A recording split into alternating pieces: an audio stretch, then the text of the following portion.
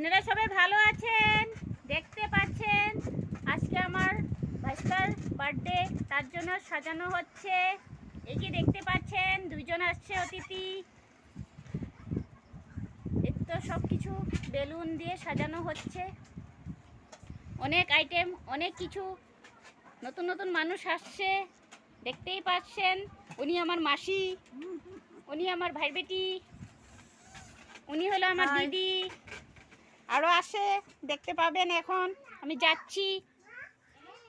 High গাই, এই তো আমার দাদা, এই তো আমার বৌদি, এই যে আমার মা, দেখতে পাচ্ছেন।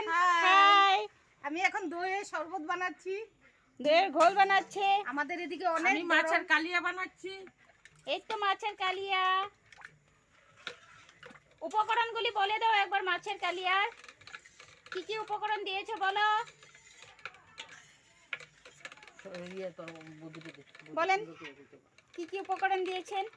ময় মশলা, কড়াইটা গরম করেছি, তারপরে তেল দিয়েছি, তেলের পরে পাঁচফোড়ন, কালি জিরা সব শুদ্ধ করে দিলে তারপরে দিয়া দই, শস্য, তারপরে পোস্ত, মগজদানা দিয়ে একটু নেড়ে চেড়ে যখন একটু তেলটা বেরিয়ে যাবে, তারপরে জল দিয়ে মাছ দিয়ে হয়ে গেল আমাদের কালিয়া। জলটা অল্প ফুটানো হয়েছে, ফুটানোর পরে মাছটা দিয়ে হয়েছে।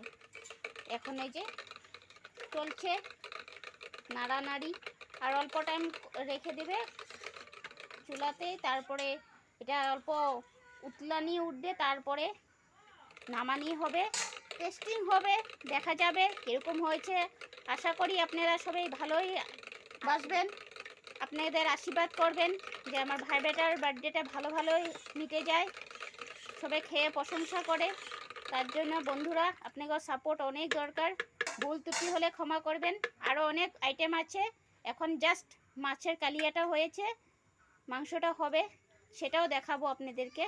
এখনের জন্য রাখছি, বাই বাই। আপনারা ট্রাই করে দেখতে পারেন মাছের কালিয়া, আপনারা বানিয়ে বলবেন কেমন হয়েছে। Bye bye, see you. এই যে ঘোল দেখতে পাচ্ছেন, দইয়ের ঘোল বানাবে এখন, দইয়ের ঘোলও খাবে ওরা রাঁধুনিরা দইয়ের ঘোল খাবে দুজন বসে বসে। অনেক গরম, তার জন্যই ঘোল খাচ্ছে।